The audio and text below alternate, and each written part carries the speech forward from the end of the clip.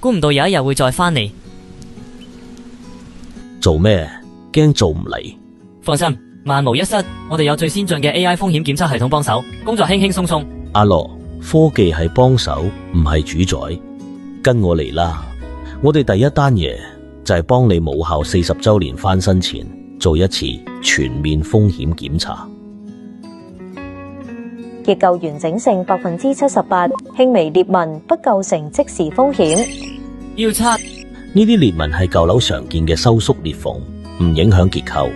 如果你全部報晒上去，校方要花幾十萬維修，但實際根本冇需要。咁即係唔跟 AI。AI 的確比人手可以更細節、快速俾你數據，但判斷到最後都要靠人嘅經驗。檢測到根部區域土壤鬆動，樹幹傾斜角度3%，存在潛在倒塌風險，需移除樹木。師傅，咁移唔移除？呢棵樹由呢間學院開校嗰日已經喺度40年啦，每一屆嘅學生都喺呢棵樹下面帶活動、休息、畢業。但 AI 話有風險。你睇嗰幾個學生，佢哋好安全嘅，仲要好舒服咁工作緊。40年嚟，呢棵樹嘅傾斜角度一直都係3%，從來冇變過。只要定期養護加固，完全冇問題。但 AI 嘅判斷係基於數據模型，如果有一日真係倒塌，如果移走呢棵樹，我唔係解決咗一個風險，仲係毀滅咗一個集體回憶。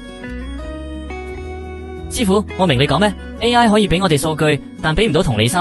但係如果真係有明顯風險呢？如果有明顯風險，當然要處理。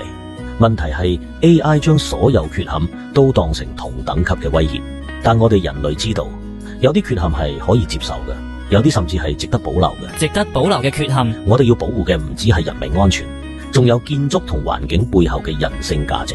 同日本嘅渣值 Wabi Sabi 概念相同，有時不完美嘅美感，正正係佢獨特嘅地方。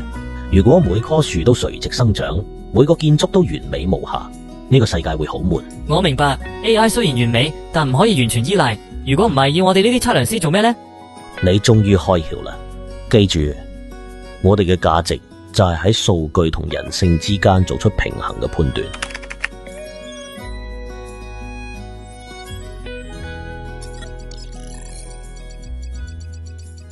做得好啊！